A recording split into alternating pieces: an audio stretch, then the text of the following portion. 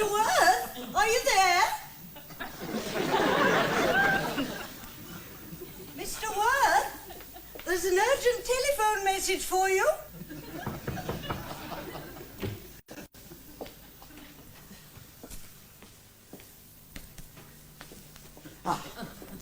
Mrs. Maybury, I'm very sorry about that. I was just conducting Beethoven's Fifth.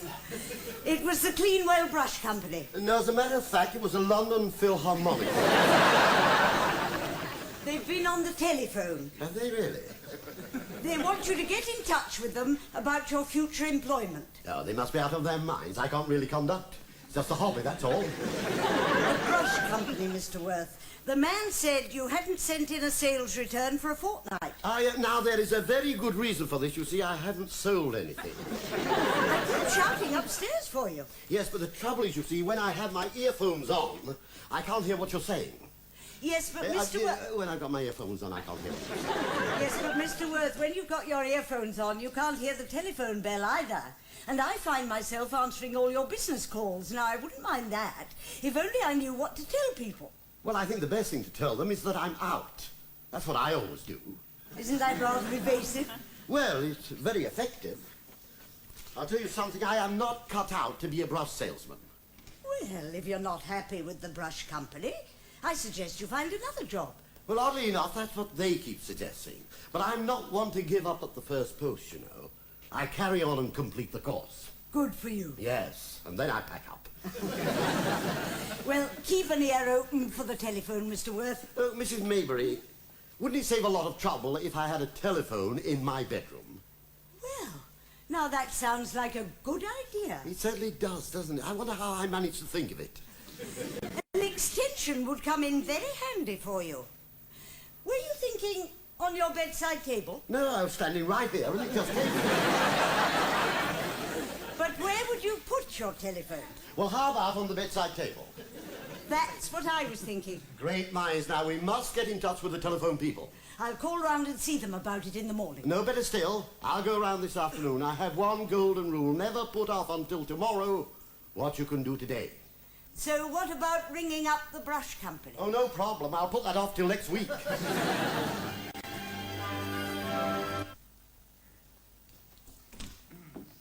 Good afternoon.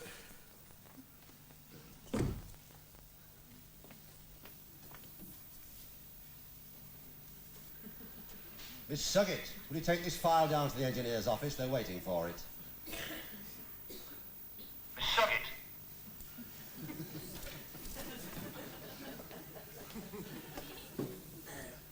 There's nobody here. I beg your pardon? I said there's nobody here. You see, I've just called in here about a telephone extension to my... Hello? Hello? Hello? Hello? Oh, hello. It's all right. Somebody's come. Good afternoon. Good afternoon. Are you waiting to see me? Well, are you the telephone sales manager? That's right. Yes. Yes, what? That's right. What is? Well, you are the telephone sales manager, and I'm waiting to see you. Yes, well, my secretary must be still having a lunch. Would you mind waiting? I don't have to. I've had mine. Well, I shan't give you a moment, sir. Sit down.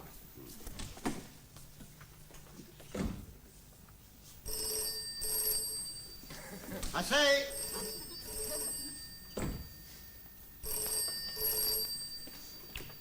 Hello? Is that the telephone sales manager? Yeah, I'm afraid he's out at the moment. His secretary, she's not come back from lunch. Oh, well, perhaps you can help me. Well, the least I can do is try. What exactly is your problem? My name is Vavasseur. My word, that is a problem. I can't even spell it. And I am from 41 Pier Crescent. Oh, yes, I know that property well. I've tried to sell brushes down there. Very often I've had your front door slammed in my face. I don't want to bear malice. How can I help you? Well, you can tell me when you're going to come and install my telephone. Well, speaking personally, and don't let this confuse you, never. Never. Ah, there you are. I've confused you. Now, look here. Don't try and fob me off. I have written letters by the dozen. I've sent telegrams. I've even lobbied my MP. And in 6 months, I've not heard a blind word. Yes, and you want something done about it. You want action, don't you, Mr. Vavasseur! Yes, and I'm the man to see you get it. 41 Kia Crescent, you said. Yes, I did. That is right. Yes, well, leave everything to me. Are you waiting for something? Yes, but first of all, you can tell me why you haven't installed a telephone at 41 Kia Crescent. What's the name? Vavasseur. That rings a bell. Yes, unfortunately, madam, it does not ring a telephone bell. You've had letters, you've had telegrams, all to no avail. Now, I think you'll agree it's about time something was done about it. Oh, yes, of course. Well, now, I've often wondered what you look like. I can't understand why. I mean, I'm not famous. You are in this office. Miss Suggett? Look who's here.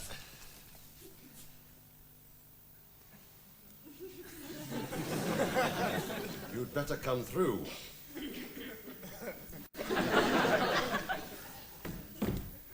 Sit down.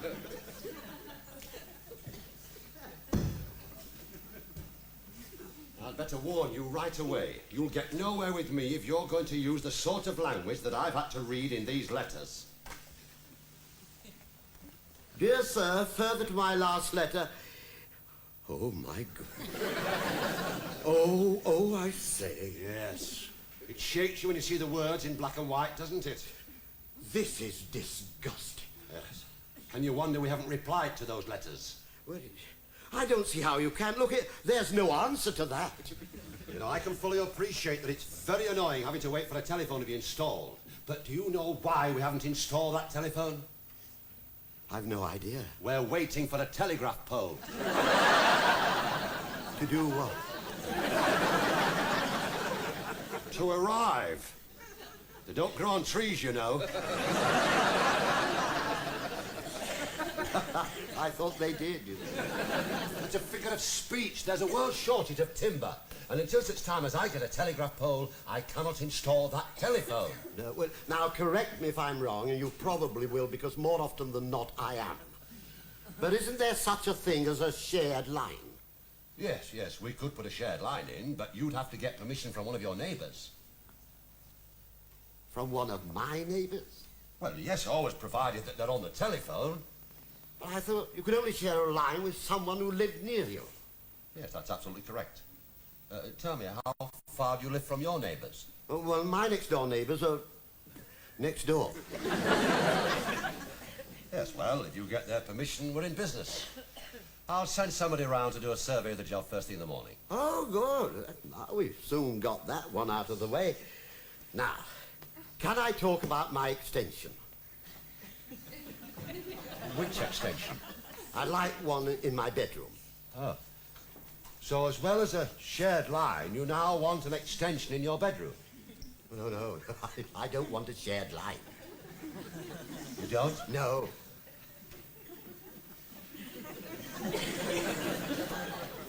Let's start at the beginning, shall we? Now, you want a telephone, right? Right. And you are now going to speak to your next-door neighbour about a shared line. Well, I will if you wish me to, but I can't help feeling you're complicating a very simple matter. This is simple. Well, it must be. Even I can understand it. Now, let me explain. Mrs. Maybury, she has her telephone downstairs in the hall. Now, when I'm upstairs in my bedroom and I'm conducting the London Symphony Orchestra like that, I can't hear the telephone bell ring. What happens? Poor Mrs. Maybury has to answer. Come rushing upstairs. I'm conducting the orchestra. She has to interrupt me, and it's probably the brush company. And it's too late now to tell them I'm out.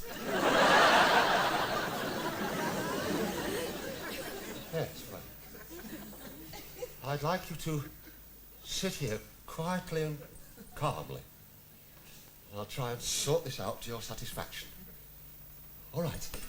Yeah, certainly. I'll be back in a moment.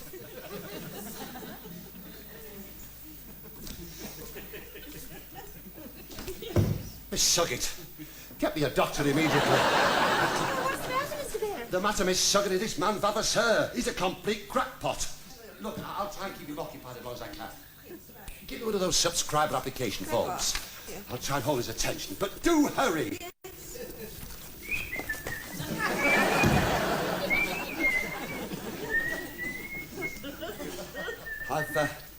I've just got your application form for your telephone extension. Now, here we are. Yes. Now, it's Mr. Vavasseur, isn't it? No. Not for the extension. That's for the shared line. Of course it is. How silly of me. Did I say extension? Yes. I'm sorry. I must be going out of my... well, here we are. Now, surname. How do you spell Vavasseur? I've no idea. You've no idea? Oh, well.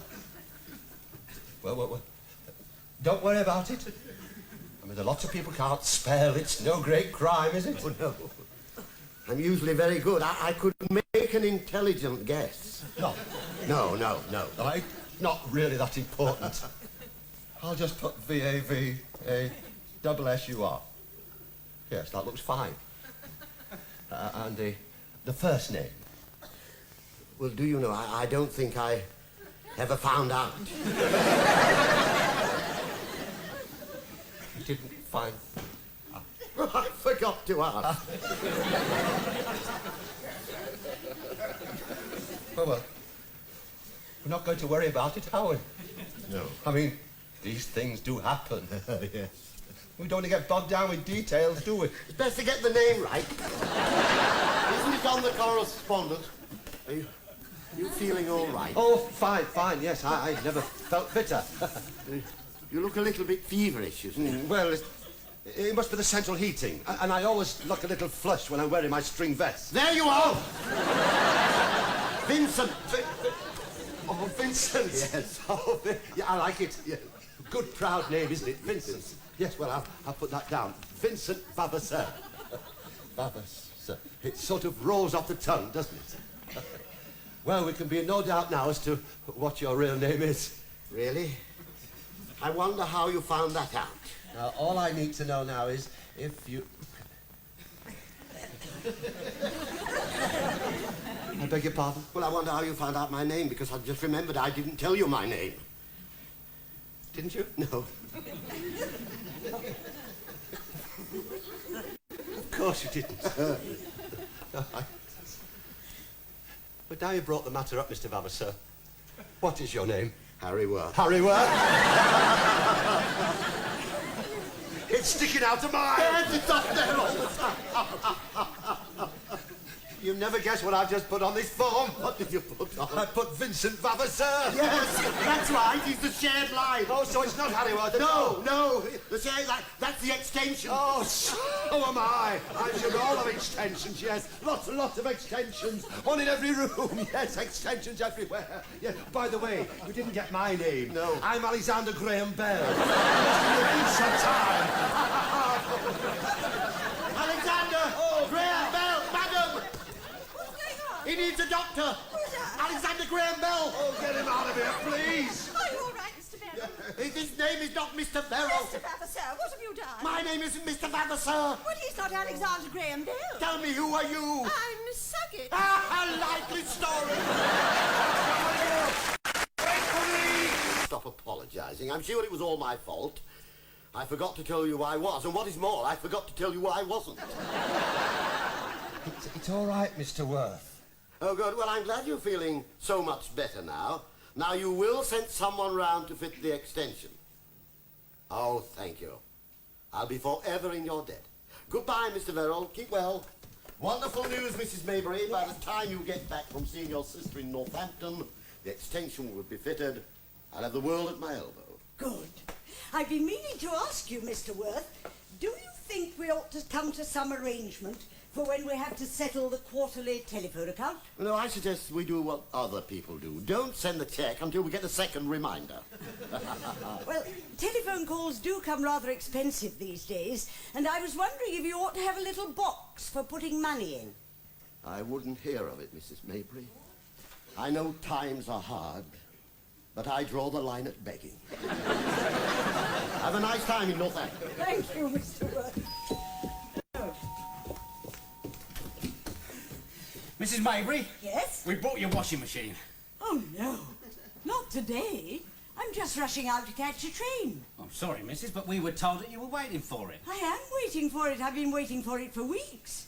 But I never thought you'd turn up with it just when I'm rushing out of the house. Well, we could take it back, but there's no guarantee when we can call again and plumb it in for you. Oh, all right. I suppose you better put it in. But you'll have to manage on your own. I can't alter my arrangements at this late stage. Right. Hey, Raymond! Come and give us a hand with this. What do you think I bought you for, a joyride? Madam?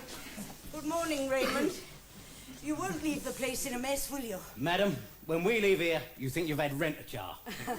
If you want anything, just give my lodger a shout. He's upstairs. And try not to break anything. Don't worry.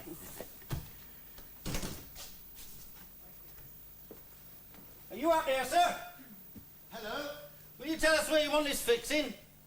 Oh, have you come to install it? Yeah. Oh, that's absolutely marvellous. Will you come up here, please? You hang on down here, mate, Raymond. Where are you, Governor? Come in here, would you? Ah. Now, do you want me to move anything, or can you manage? Now we can manage. All we want to know is where you want it. Well, it's very simple, really. I want it right beside the bed. You're joking, of course. Oh, no, I've given it a lot of thought. I think it's the most convenient place. You seem surprised. I'm shattered. I thought you'd be wanting it in the kitchen. Oh, no, I don't want it in the kitchen. I must have it up here. Besides, I rather fancy the idea of being able to lie in bed and use it. I see. What's behind this wall? Next door. Well, there you are, then. How are we going to get your water to it? Water? Yeah, water. You're going to finish up with pipes all around your bedroom. Ah, come on, you're pulling my leg. You don't need water, do you? What were you thinking of using? Draft bitter? Well, I thought it was just a matter of a couple of wires running along the skirting board. There's another thing. We'll have to reinforce the floorboards to carry the extra stress. Where's that? Well, this won't carry another 2,500 weight. Just weigh 2,500 weight. I wouldn't be able to lift it. You can't lift this model. It has to be screwed down on a concrete base. Wait just a moment. I've got a funny feeling. Experience tells me we're at cross purposes, you know.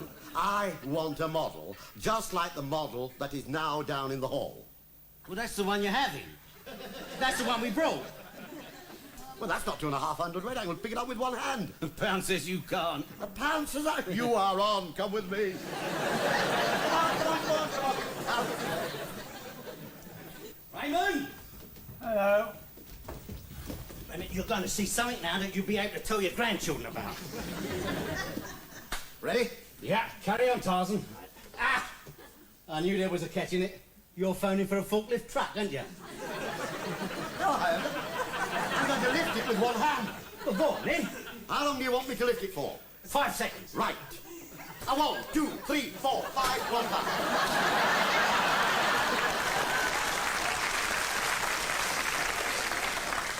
Look, I'm waiting for you to lift this packing case up with one hand. Is this packing? It's a washing machine. Well, there's a turn up for the book, Raymond. It's a washing machine. Gentlemen, someone has bungled. Yeah, and we know who it is, don't we? Yes, and I'm afraid we're going to have to tell him about it. Excuse me. And in view of the present backlog, I have decided not to take sick leave at present, but to soldier on in the interests of the department. That's all for that one. Hello? Just a moment. It's Mr. Worth. He says it's urgent. Hold that last memo. Yes, Mr. Worth? Mr. Verrill, why have I got a washing machine? Dr. Silkin. He said it was hard work. Don't you start, I want a doctor. I'm sorry, Mr. Worth, I didn't get that first question. Could you let me have it again? The question was, why have I got a washing machine? Well, let me see now. Perhaps you thought it was a good investment. And you'd like to cater for your own laundry requirements. Mr. Verrill, it won't do, will it? You promised me faithfully you would send someone round to fit the telephone extension. And they have turned up with a washing machine. Now, I don't care about myself, but is it fair to two loyal workmen to have them mixing concrete and putting water pipes in? Just to cover up someone else's negligence. No more, Mr. Worth. I give you my solemn word, I don't know what you're talking about. You've got to believe me. If I had the faintest clue, I'd say so. What can you do with denying all knowledge? Yeah, well, look, mate, I think we're going to have a tea break. Are you? Yeah, a long one. Well, I must say you deserve it. Thank you very much, Raymond. Come on. Now then, where were we, Mr. Verrill? Well, now look here. We'll have to call you back later. I'm afraid Mr. Verrill isn't feeling at all well. It's all right. I got rid of him. Oh, I didn't send him a washing machine, honestly, I didn't. You do believe me, don't you, Miss Suggett? Yes, of course I do. Now listen, try and keep calm. Just keep calm until the doctor gets here. Yeah. And now the time is here. I've done my bit. The final curtain. Oh, I'll state my case. I'll make it clear. And that's for certain. Oh, yes, I did all this. And may I say... Mr. Worth, I don't believe it. Mrs. Mabry, how nice to have you home again. I didn't expect you to do the washing. No, and nor did I. But while you've been away, there's been one or two unexpected developments. And then when Mr. Verrill rang to say that he hadn't sent anyone round, I sort of put two and two together. And what did that tell you? Only what I suspected. I am a fool. No, I won't have that. Yes, but you have a choice. I'm stuck with it. Do you like your new washing machine? Oh, yes, I do. It's wonderful.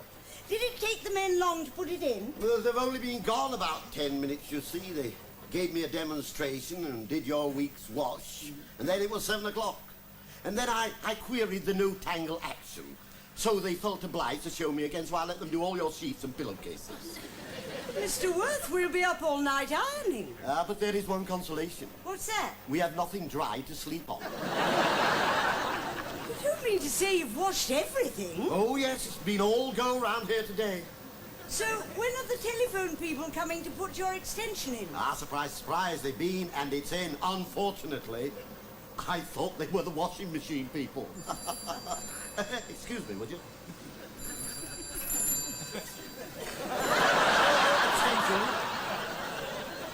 It's for you.